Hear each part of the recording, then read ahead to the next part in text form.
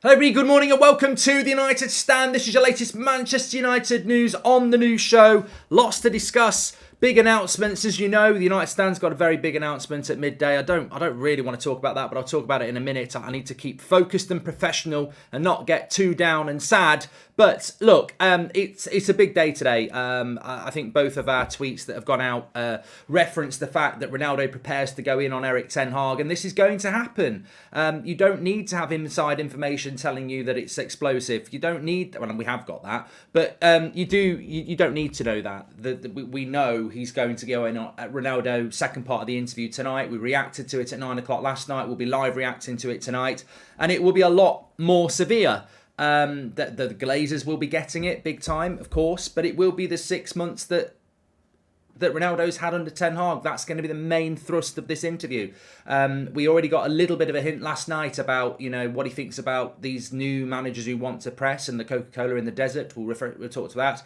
But he's going to go in on him. And I think anybody who's waking up this morning going, it wasn't too bad. I quite agree with Ronaldo on some of it. Yeah, you're probably not going to agree with it at 9 o'clock tonight, and it's going to be very, very interesting. We have got our midday announcement coming out today as well. We can't change that now. We did think about knocking it back, but it needs to happen, so it's going to happen. We can't wait around with that anymore, so that'll be dropping at midday. But before we get into all of that, and we've got a lot to discuss, you may well see we're sponsored by Manscaped on the show. Now, I like to do my own freestyle Manscaped integration, but Manscaped have said, can you please read this one out? So I'm going to read it, and you can see what you prefer. It's never too early to play holiday music, and it's never too early to start thinking about gifts. Whether it's for friends or friends in your pants, you can make this season jolly with Manscaped.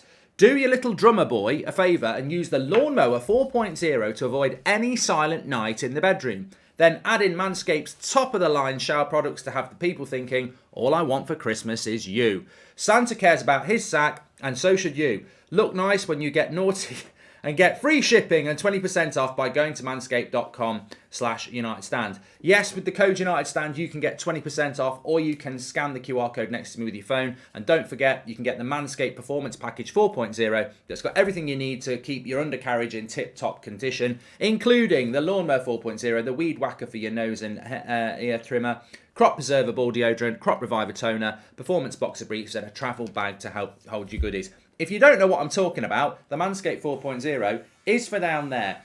It's got a light on for a more precise shave. It's waterproof. You can adjust the lengths. It's got electromagnetic induction charging, so you just put it in the charger point. Fantastic. Makes a huge difference. Trim the grass to make the grass look bigger. No, trim the grass to make the yard look bigger. Manscaped will be saying, yeah, ours is way better than yours. They've even thrown in 2 gifts to the performance package as well. Boxers and the Shed travel bag that will comfort you to another level. So 20% off plus free shipping. Christmas is coming, but you might just want to treat yourself to it anyway. Links in the description. Big shout out to Manscaped. It's Thursday, Mark. Where's the big reveal, says Simran. Are you talking about Manscaped? I'm not revealing that, although it is bigger now. No, midday. It's always been midday. I've no problem with Ronaldo's interview, apart from the fact that he's undermined the coach. No player is bigger than the club. Without Man United, his career wouldn't have ignited like it did, says Ivan. Well, I don't think anybody has got a problem with Cristiano Ronaldo's interview last night, because it wasn't particularly bad. I mean, you shouldn't be doing it as a player, but it wasn't particularly bad. Younger players, as we know, are not as dedicated as former generations. Man United was stuck in a time warp. These things are true, and they were the most damning things he said. And look, Wayne Rooney and Gary Neville are not Man United players now, so if he wants to go in on them, he can go in on them. So it wasn't particularly bad. But what we've got coming tonight, and we know it anyway publicly, but there's a lot of rumour going around privately. It's pretty bad what's going to get said about Ten Hag. And look, I don't know the full detail about what's going to get said. I don't think even Man United know what's going to get said. That's how secretive it is. But the headline is, and we've seen the little clip anyway, he definitely says, I don't respect Erik ten Hag. The context to that is worse, apparently. So we're going to get it. And it's going to... just prepare yourself. You are going to be in a position at 9 o'clock tonight where you're going to have to choose between the manager and Ronaldo. And for me, there can be only one outcome to that. Of course, the manager is the manager, and if a player doesn't like that, they've got to leave. So the club have got to let him go. I won't choose between Ronaldo and Ten Hag in the sense of Ronaldo is a legend of the game and I love Ronaldo. But in relation to Manchester United's immediate future, you have to choose what the outcome is. And the outcome is they don't get on, Ronaldo must leave, and Ten Hag must carry on. The people who make that decision are the Glazers, and they cannot try. If you know what, protests need to kick in hugely if we don't let Ronaldo go in January, because it's undermining the manager. It's a circus, and Ronaldo wants to go. The fans want him to go. He wants to go. Ten Hag wants him to go. The Glazers have got the power. Get it done. That's what needs to happen. And whether people think, well, no, let him rot in the reserves, ultimately, United need to learn from this and behave better in the future. This should have been dealt with in August. Man United need to get a new owner, says Omar. But the context of where I think this is going about Erik Ten Hag, by the way, is there was a bit of a hint last night. There was a section in the interview last night where he was talking about Rangnick and he said, and it was very clearly about Ten Hag as well, because he was asked about whether, pressing from the front. And he said words to the effect, well, these new coaches, they act like they've found the last Coca-Cola in the desert, which I've never heard that saying before, but I think it's like, it's like finding a needle in a haystack. I think that's the same sort of saying where, they act like they've found, the answer. And Ronaldo was like, they act, basically, I think what he was saying is they act like they've, found the new answer to playing football. And yet I've played for years and years with, Ancelotti and Zidane. And, I think, you don't need to reinvent football. And I think I've learnt a lot. So they're telling me this, that and the other. And I don't necessarily agree with it. So, I don't think that was just about Rangnick, because there are similarities in the way that Rangnick wanted to play football and the way that Ten Hag wants to play football. And it's the way that Klopp wants to play football and the way that many managers want to play football at the moment. And it just doesn't suit Ronaldo, does it? It doesn't suit a 37-year-old to be running around all over the place like he's never done for the last 20 years. So, I think that there's clearly a what's the word? There's clearly a personality clash there. You've got one of the greatest players that's ever played the game, who's looking to just maintain what he did last year at United. And they've got a new manager that's got a completely different identity. And look at David De Gea. I mean, David De Gea is, a legend of the club. He's a fantastic goalkeeper. And yet we've spent time talking about whether he needs to go because of the way that Ten Hag wants to play football. And it's the same for Ronaldo. Certain styles of football these days don't suit certain players, and I think this is. I don't think this is going to be the reason that he's disrespectful about Ten Hag or feels he's been disrespected by Ten Hag, but there's definitely a different vision, and we're going to get that tonight. And I don't think people are going to be reacting to this interview the way that they did this morning or last night, where they go, "Oh, it's not too bad." He said a lot of, we are going to get the thing that most of us don't want. We're going to get Ronaldo going in on Ten Hag, and that's going to be very difficult to listen to. If the 12 p.m. announcement isn't that you're going on Bake Off, I'm going to be very upset, says Joshua Bowater. Missed by Super Chat again, Mark, says Nelly. Well, sometimes they do get missed, Nelly, sorry. The trouble with the blue ones is they don't pin to the top, so they go through if I don't spot them. The option I see it should happen is the fans buy shares, says Omar. And Mark, crap excuse, if this was Anthony Martial, we'd be going crazy. Get Ronaldo, what disgusting behaviour, says Even Whelan. Yeah, I think Ivan makes an interesting point, but not everybody's the same. Anthony Martial sits and does an interview and everyone will say, what have you done for Man United? What have you won in the game? So I don't think you can do that. I don't think you can say that. It's like when Ronaldo walked off after the Spurs game and people were like, if that had been Maguire, people would have gone mad. And I'm like, but Maguire would never do it because he's not got the power to do it. Like, Cristiano Ronaldo is on a different level to Anthony Martial or Harry Maguire. You can't go, well, if Martial sat and did this, it'd be very different. Of course it would, because people would laugh and say, why are you doing an interview like that? What have you done in football? So you've got to have the power to do this. There's only about 4 or 5 players in the world who could sit and do an interview like this at a club and get away with it. I mean, you're not going to get James Maddison doing a Piers Morgan interview about how shit Leicester are you? It's just not going to happen. I mean, it's like Liam Gallagher. If he tries to sell out Wembley, he'll probably do it in a few hours. If Ollie Mers tries to do it, he won't do it in 10 years. So, it's just levels. It's levels, isn't it? And people can say, not anymore, Mark, but Ronaldo, even if it goes really badly tonight and United fans say, that's it, I'm finished with Ronaldo, he'll still be massively, massively popular. He'll still be the biggest player in the world because that's not going to change. you know, I don't necessarily agree with it, but you can't compare this to anybody else. You've got to deal with it as it is. But it's coming. It's coming, and I suppose the next thing is what's going to happen now. I know it's coming. You know it's coming. We're getting ready. You know, I expect when we go live at 9 o'clock tonight, straight after that interview, we're going to be going, oh my God, that is irreparable. And it's already irreparable. We know that, but we just need the full details of why it's irreparable. You know, you cannot come back and play for Man. I would, you know what? If an employee of mine sat down and did a public interview, basically lying and slagging me off, there's no coming back. I mean, legally, there's no. You're not going to have any problems getting rid of them anyway. But there's no coming back anyway. When the trust is gone, it's gone. You know, and the trust is gone. The trust is gone. I think United. Everything I've been told is that United haven't seen this interview, and that it's not really. They've had a bit of information, but they don't know the full detail of it. But they're preparing for the worst. And what happens next? I think, you know what, we can all be frustrated about this situation, and I think we all are. But United need to be prepped, and they need. As I said, if I was the chief executive or the president of Man United, as Ronaldo calls it, then I would be prepped. I would be absolutely prepped. And I would be like, right, instead of this hitting us like a bloody wet fish round the face, let's be prepared. If he's gone in on Ten Hag and he's gone in on the Glazers and it's really bad, what are we going to do tomorrow morning? If he's not really gone in on him that much, what are we going to do tomorrow? You know, if he's not gone in on him at all, what are we going to do tomorrow? Like, we know he has gone in on him. They've got to be prepared to do something tomorrow. They can't just go, we're going to take our time. Like, I really do think that the conversation needs to be had with George Mendes to say, and we're not waiting till after the World Cup.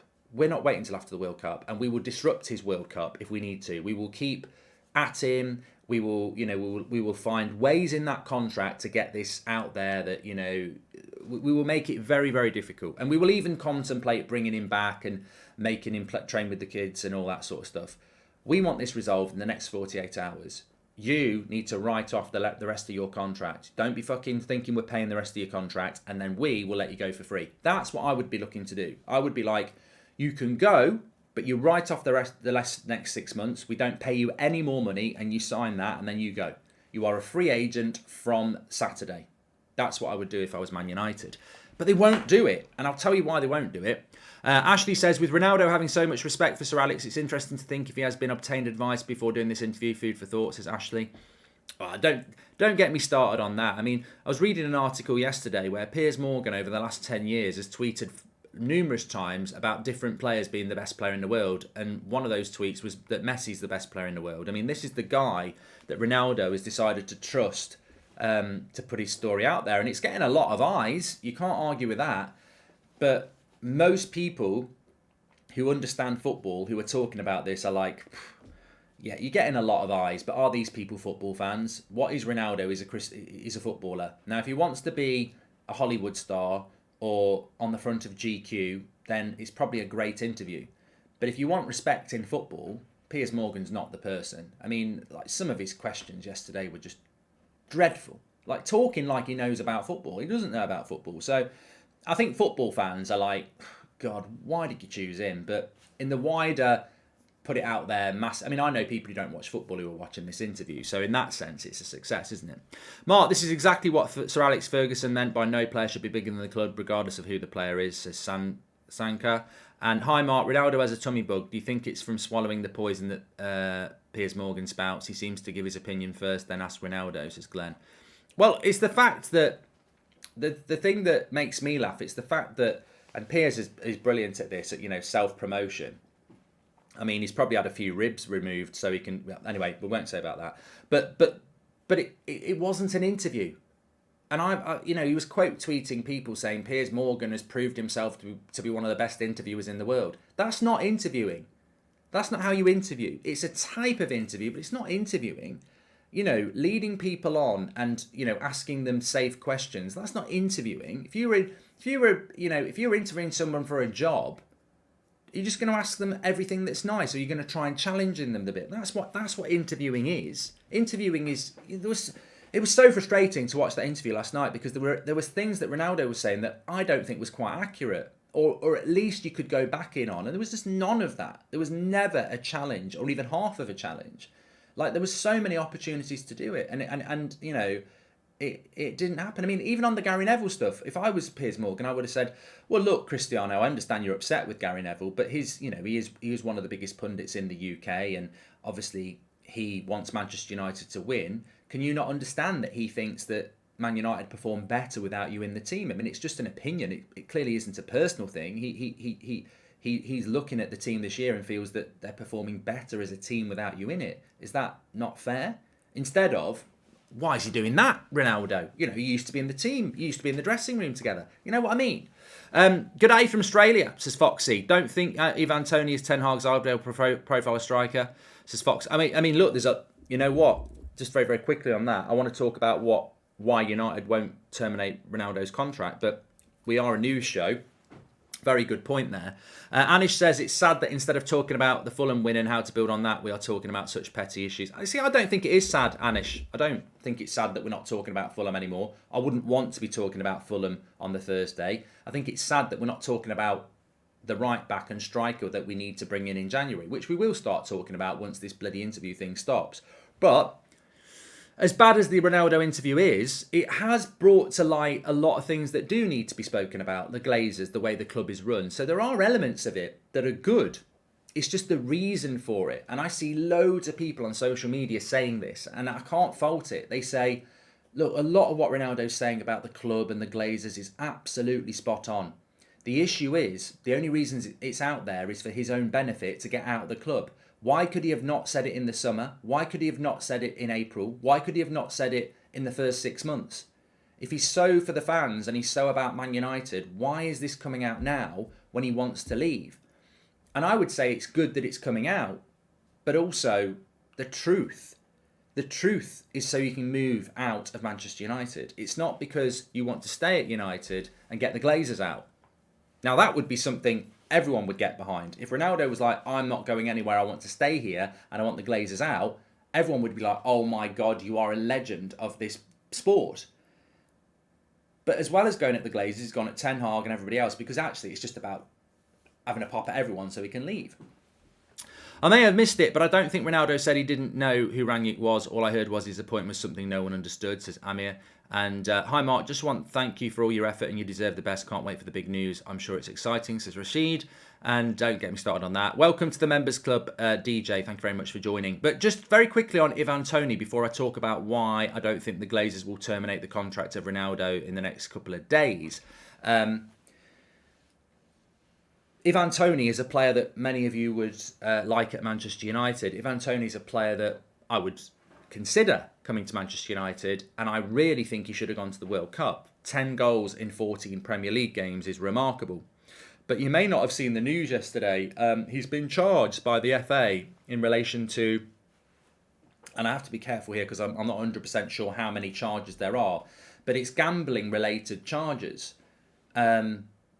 They could be very serious. I would be very surprised if that's not the reason that Southgate hasn't picked him, because obviously the FA would know about these charges. So I think he's missed out on the World Cup because of it. And, you know, depending on the severity of these charges, I think if it was a very unpopular player and they get charged for, you know, gambling on games that they're involved in or something like that, then people would want them kicking out of football. So I think the Ivan Toney thing at the moment, fantastic player, definitely a player that we should be considering for Manchester United, but I don't know the severity of what these charges are at the moment, and I think that it's probably not been picked up on by the press as much as it probably would have been if it had been a quieter week, because the Ronaldo thing has taken over that, hasn't it? So I think watch this space with that. It'd be a very big shame if a player as talented as him, you know, has jeopardised his career, but we'll have to wait and see. Man United will power play this, says Augustine, and don't want you to leave, Mark. You're the only reason I watch the United stand, says Football Maniac. Thank you very much for that. Sean says it's actually worse than Ronaldo's interview. It's not really happening though, is it? It's not really happening. But we will see. But go back to go back to, and Alex Ferguson, look, I don't know the details of it. 232 charges over 5 years, says David Burns. And also, it depends what sort of gambling it is. Somebody just said there, is he gambling on the games he's playing in, or is he gambling on other games? And the rules around gambling and sport are very, strict anyway. So we'll just have to wait and see. Morgan is a soap opera journalist, no critical questions, says Christine. Mark, the charges are bad, over 200 times using Brentford's sponsor, says Simon. And the day Mark leaves is the day I stop watching United Stand, says A11. Midday, I don't want to talk, I will talk about that at the end of the show. But look, I haven't closed off what I was talking about. So, in my opinion, we know tonight that Ronaldo is going to go in on Ten Hag. And we know that that is basically going to be, for everybody, there's no coming back. That if anyone thinks that this interview tonight is going to be nice, you're in for a shock. So there's no coming back after that interview. And United know there's no coming back after this second part of this interview. So, really, get George Mendes in a room, say to him, look, we're never paying Ronaldo again, because he's already going to get fined for a month anyway, and we're never paying him again. You're a free agent, sign on the dotted line. And I'm sure they'll sign on the dotted line, and they go, right? That's what we should do, because that's what you do when you've got a backbone. That's what you do when you've got pride. That's what you do when you're Man United. You go, look, we've been absolutely ridiculed here. We've been embarrassed publicly. We've been hung out to dry this last few days. There is no negotiations. It is over. We've made mistakes. We should have dealt with this in the summer. We're just going to have to take the hit. You're gone. You're gone. And you sign there and you're gone. And you go and do whatever you want to do. That's what I think. I think a Liverpool would do it. I think a Chelsea would do it. I think a Real Madrid would do it. I think a Bayern Munich would do it. I think many clubs would do that. I don't think...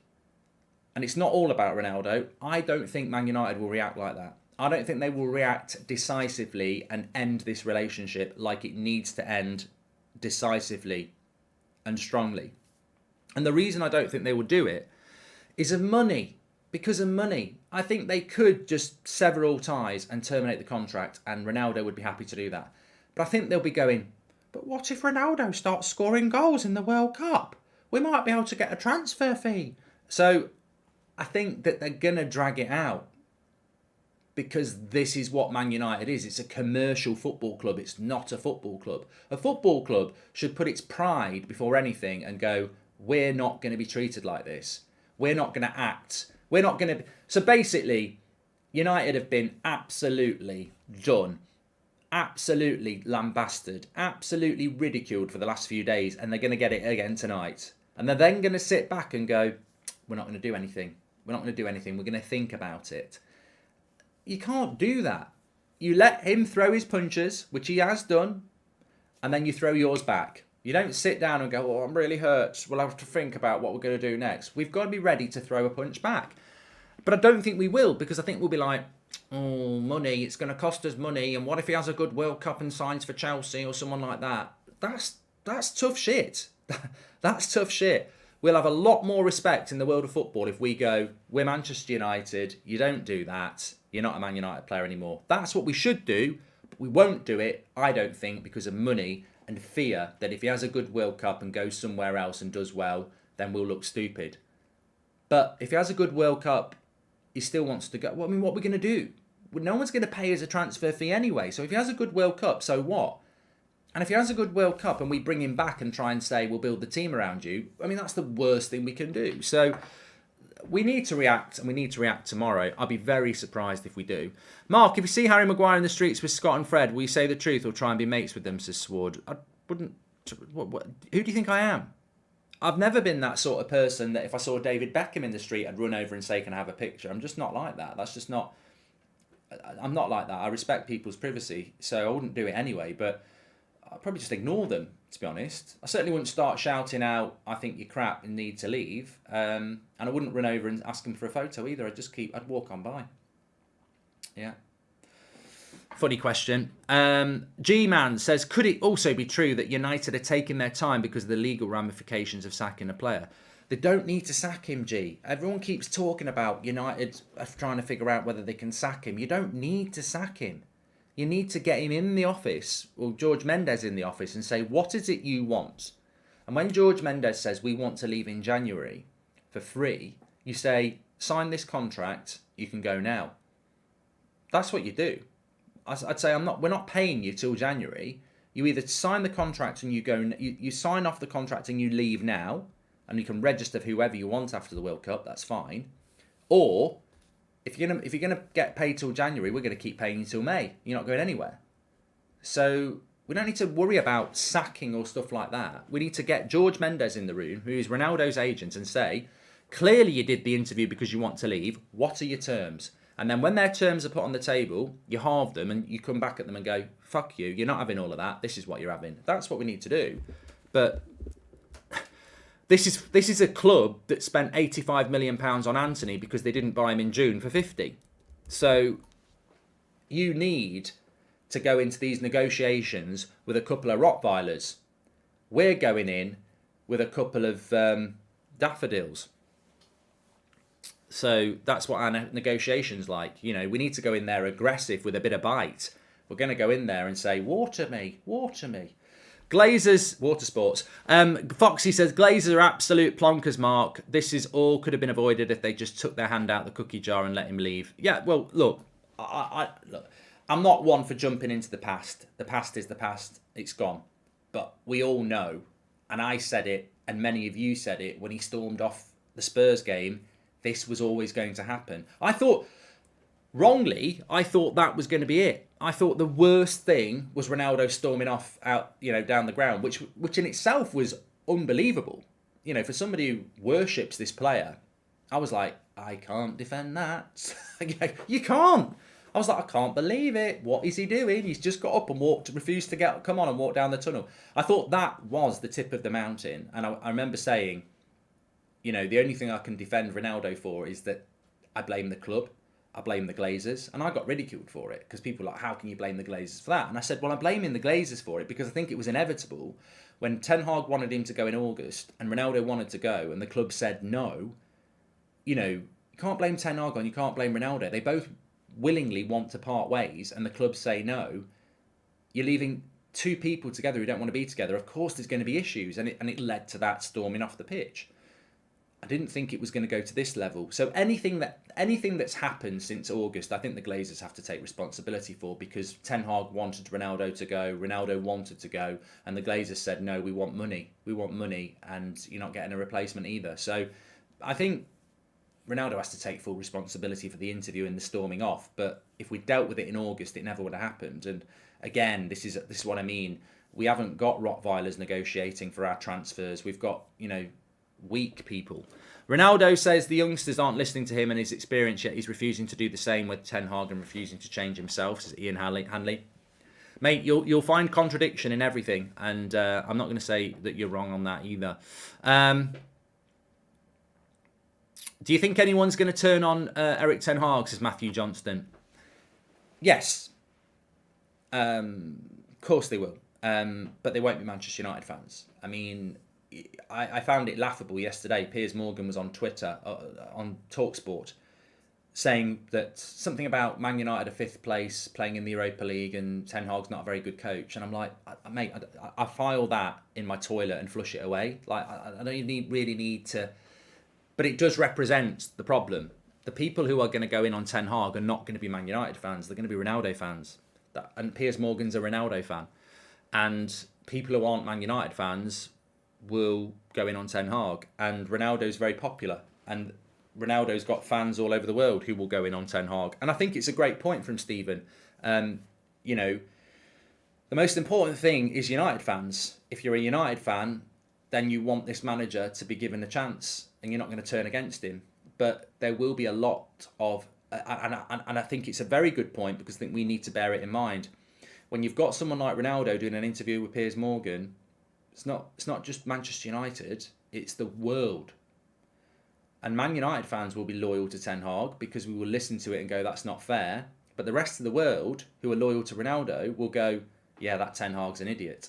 So Ten Hag, and this is what it makes me sad, Ten Hag will be backed by Man United fans, but the non-United fans in football and around the world are going to vilify him.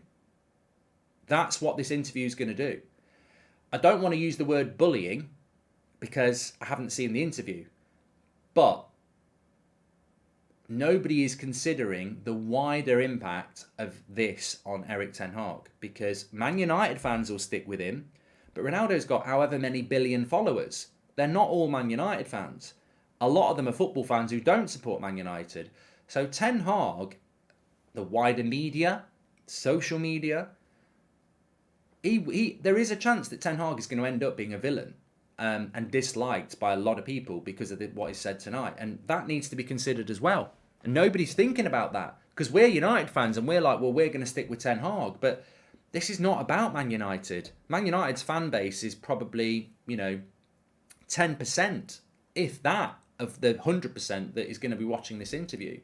And if Ronaldo says some of the stuff he's rumoured to say about Ten Hag, then people are going to dislike Ten Hag. And where's Ten Hag's story? And maybe Man United need to think about that. Because maybe Man United are just looking at the Man United pie and going, it's fine. The players, the fans, they're going to back Ten Hag.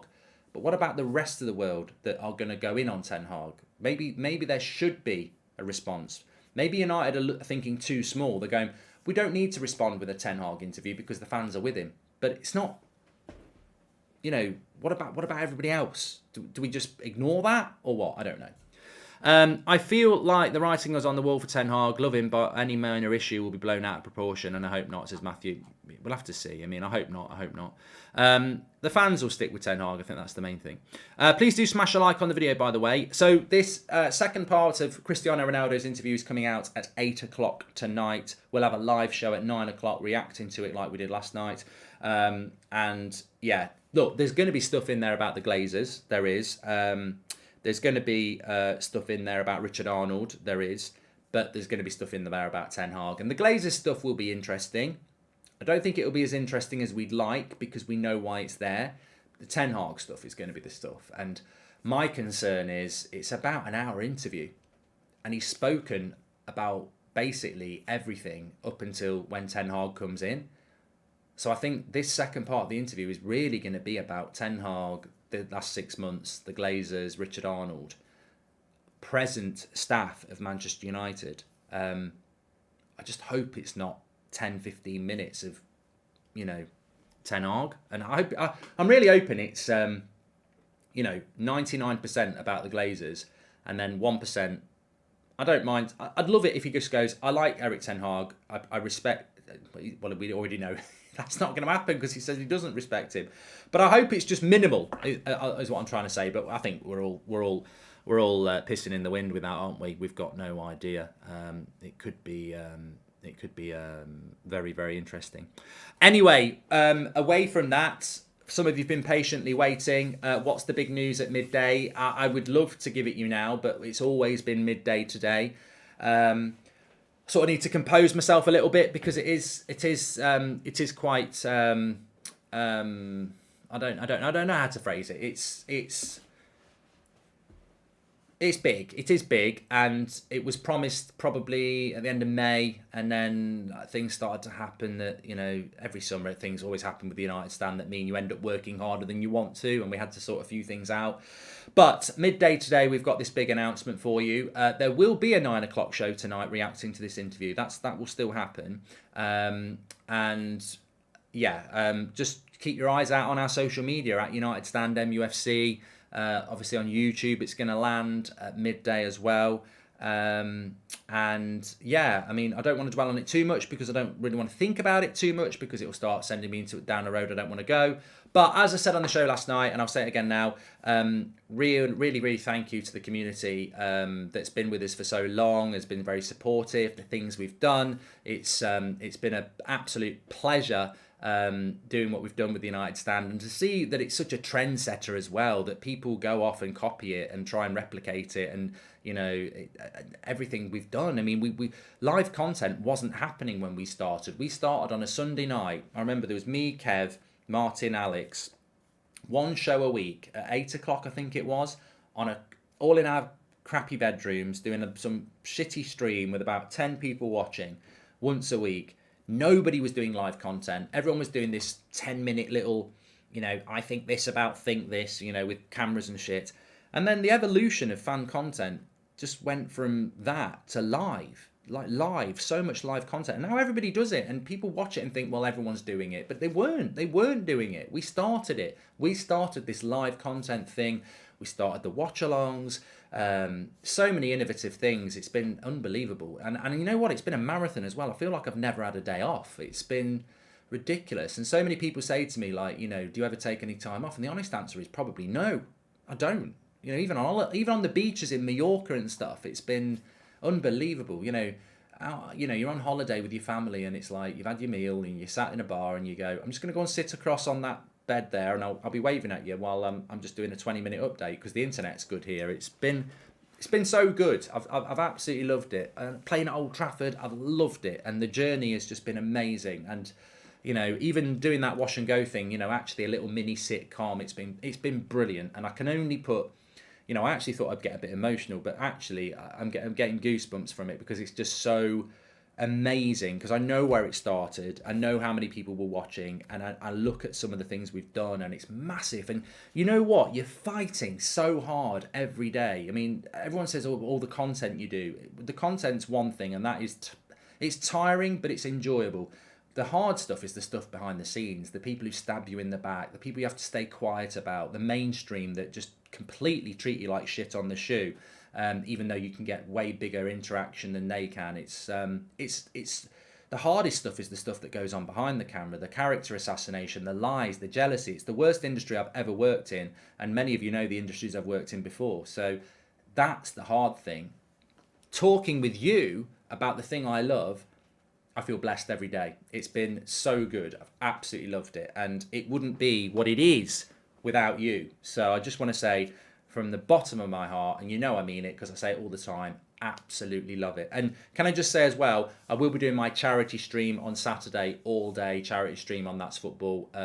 We've raised so much money doing that, and I do it every year. So I will be doing that on Saturday as well. Right, the big announcement will be coming out at midday. Thank you, everyone. And just remember, when that announcement hits, it's because of you. Thank you very much. And I'll speak to you later.